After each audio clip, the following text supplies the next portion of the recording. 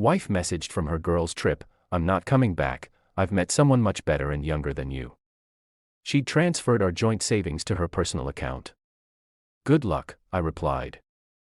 When she checked her balance the next morning. Chapter 1. The message that burned it all down. It was 7:42 p.m. I was folding laundry, nothing fancy, just another quiet Wednesday, when my phone buzzed. One new message, from Lena, wife, subject, a new chapter. "I'm not coming back, I've met someone much better and much younger than you. He makes me feel alive again. Don't bother calling, I've already transferred the savings into my personal account. Good luck." No emotion, no apology, no hesitation. Just a digital knife to the chest after 12 years of marriage. I stared at the screen, blinking. Our joint savings, over $280,000 built from years of sacrifices, canceled vacations, side hustles, and sleepless nights, gone in a single selfish click. But strangely, I didn't cry, I didn't scream, I didn't even flinch. I just whispered, "Thank you." And then I stood up, opened my locked filing drawer, and pulled out a folder marked, Plan B, in case of fire. Because you see, Lena always thought she was 2 steps ahead. She had no idea she was already 5 steps behind. Chapter 2. The calm before her storm. By midnight, I had everything ready. While Lena was playing the runaway queen in some luxury hotel, I was already sipping black coffee in front of my laptop, calm as ever. Her betrayal hurt, but I'd anticipated it. You don't live 12 years with someone like Lena without noticing the cracks, the strange late meetings, the sudden obsession with girls' trips, the way she smiled at her phone like it was more loyal than I ever was. So last year I started preparing, quietly. I met with an attorney who specialized in asset protection. I opened a trust in my name only, moved all major investments into it, and had the joint account backed by a decoy fund, not the real savings. The real savings.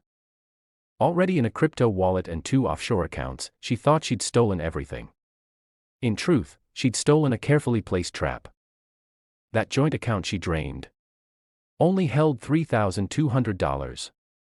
I'd moved the rest 2 weeks ago when she left for the trip. But I wasn't finished. There was one more step. I logged into our home security system. Lena had no clue it had cloud backup. A few days ago, just before her trip, I'd caught footage of a man entering our home while I was at work. Not a stranger. A personal trainer she once said was, just a friend. They weren't exactly training. I clipped the footage and uploaded it, then I opened an email. To Lena's employer, HR subject, urgent, ethics complaint end footage, attachment, security footage.mp4. She worked at a conservative law firm. They had strict morality clauses, and she just violated every line of it. I hit send. Then I leaned back, closed my laptop, and smiled. Tomorrow, her real vacation would begin. The one where everything she thought she controlled came crashing down.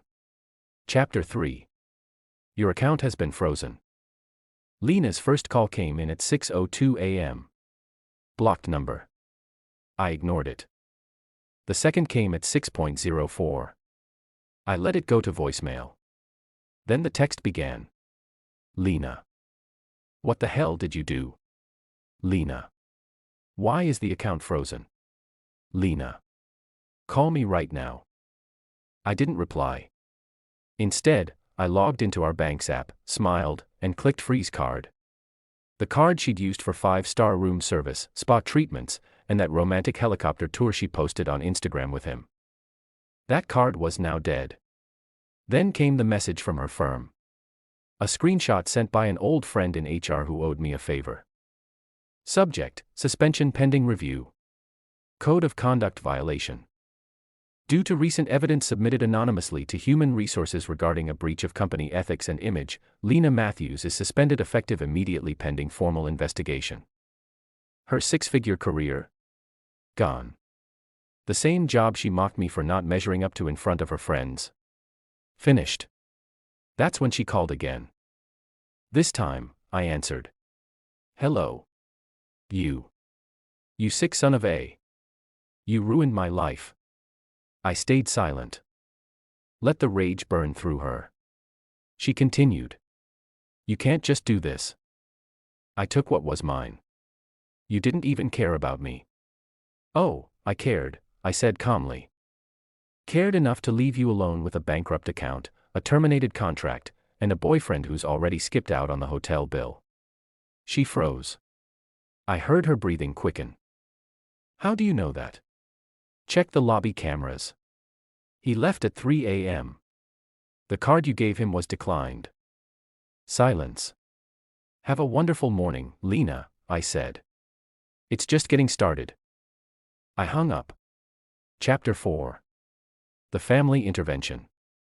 By noon, my phone was lighting up.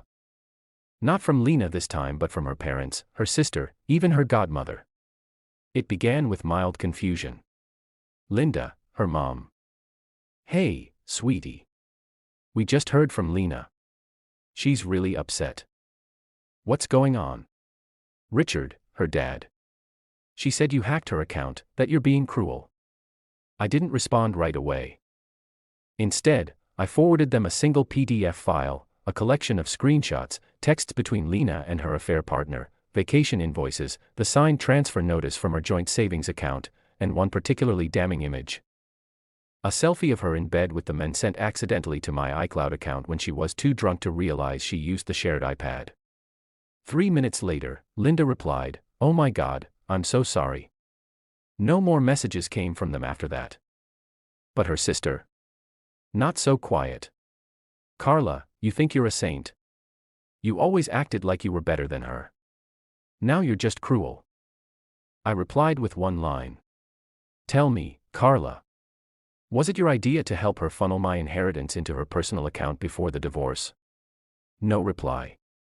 Later that day, I received a message from Lena's company's legal department, not addressed to me, but copied to my attorney. They wanted to confirm the origin of the anonymous tip that led to Lena's suspension. We confirmed everything, legally, cleanly. No fake documents, just truth, verified and time-stamped. I wasn't petty.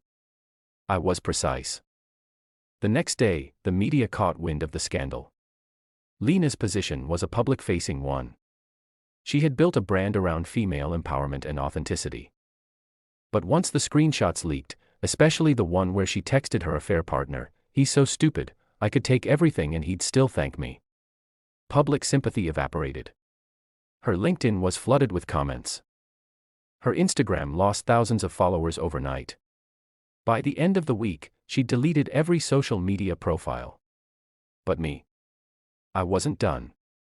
Chapter 5. The inheritance she thought she stole. While Lena scrambled to contain the firestorm around her, I was sitting across from my estate lawyer, sipping an espresso and reviewing the documents she never understood. You see, my inheritance from my late grandmother wasn't just money.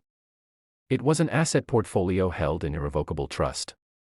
Yes, I had transferred some liquid funds to our joint account for day-to-day expenses. But the bulk of it, the part Lena thought she moved into her personal account, that was just a decoy account linked to a dummy shell company, used solely to monitor her. The real inheritance, over $4.8 million in stocks, real estate shares and bonds, had never even touched our marriage's financial web. My lawyer chuckled. She moved monopoly money, Ethan. I smiled. Exactly the kind of game she liked playing. We officially filed a claim for attempted marital fraud. While technically difficult to prosecute since we were still married when she made the transfer, the intent was clear, and our prenup had ironclad clauses tied to infidelity and misuse of funds. She thought she'd won. She had actually just signed herself into a financial minefield. Meanwhile, her boyfriend, Aiden, got a taste of his own karma. Remember the luxury hotel in Tulum Lena bragged about booking with our money?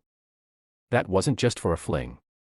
It was meant to impress Aiden, whom she believed was planning to leave his girlfriend and start a life with her. Well, Aiden's girlfriend, Lauren, had reached out to me after I posted a vague message online. If you think your partner might be vacationing with my wife this week, check their GPS history. Lauren did check. Aiden was dumped publicly on LinkedIn with screenshots. But it didn't stop there. Lauren was the head of HR at the same firm Aiden worked for. By the next morning, Aiden's keycard was deactivated. And Lena. Her phone lit up with the following messages. Aiden, you ruined everything. Don't ever contact me again. Lauren, to Lena, enjoy each other's lies. You're both jobless now. Lena called me that evening. Her voice was hoarse. Broken. Ethan, please, can we just talk? I didn't yell. I didn't curse. I just said, the divorce papers will arrive on Friday. I've moved out. The house has been reclaimed by the trust. You'll need to vacate it within 10 days as per the agreement. Also, I suggest you return the designer bags. You'll need the cash. Then I hung up. And blocked her number. Chapter 6. The final blow. Public humiliation she never saw coming. 10 days later. A local charity gala, black tie, elegant, upscale. My late grandmother had been one of the founding donors, and this event was both a tribute to her legacy and a fundraiser in her honor. I hadn't planned to attend originally, but when I heard from the board that Lena RSVP'd as my +1, I knew she had one final performance up her sleeve. Apparently, she still thought she could walk back into my life, dazzle the crowd, and cling to the illusion of being a beloved socialite's wife. Despite the divorce proceedings now in motion, I told the organizers, let her come, but I'm not coming alone. The night of the gala, she walked in confidently. A rented gown, borrowed jewelry, a fake smile, heads turned, cameras flashed. She waved like a queen reclaiming her throne. Until she saw me. I was on stage, being introduced by the host as the man continuing his grandmother's philanthropic legacy, and beside me, my date, Lauren, yes, that Lauren, elegant, intelligent, and calm. She and I had stayed in touch after the Aiden-Lena debacle. Mutual healing turned into mutual understanding. The host handed me the mic. I smiled, looked at the crowd, and said, tonight, I want to announce a new fund in my grandmother's name. It will offer support to veterans whose lives have been impacted by betrayal and abandonment, especially those who come home to find their families destroyed. You could feel the oxygen leave the room. Lena's smile cracked, but I wasn't done. This foundation was born from personal experience. Some of you know the story, some of you will recognize the faces, that's okay. What matters is that from pain, we can build purpose. A slideshow began behind me, pictures of real veterans helped by our early pilot programs, and one photo in the middle, a screenshot of the email Lena had sent me. Subject, I've found someone worth my time. With her name and sender ID clearly visible. Gasps echoed, cameras flashed again, but now, pointed at her, she tried to walk out, head low, muttering, but it was too late. The whispers followed her all the way out the ballroom doors. The next morning, her face was trending on local social media. Yoga retreat, Queen, trust fund backfire, karma at the gala epilogue. Lena ended up moving in with a distant cousin in Arizona, her credit score plummeted, her social circle, gone, her new life, non-existent. As for me, I stayed quiet, focused, calm. Sometimes the best revenge isn't shouting, it's building something so meaningful and lasting, that they can only watch from the sidelines, knowing they'll never be part of it again. Was this revenge perfectly justified? Tell us what you would have done in the comments below. Like the story, share it with someone who needs this energy.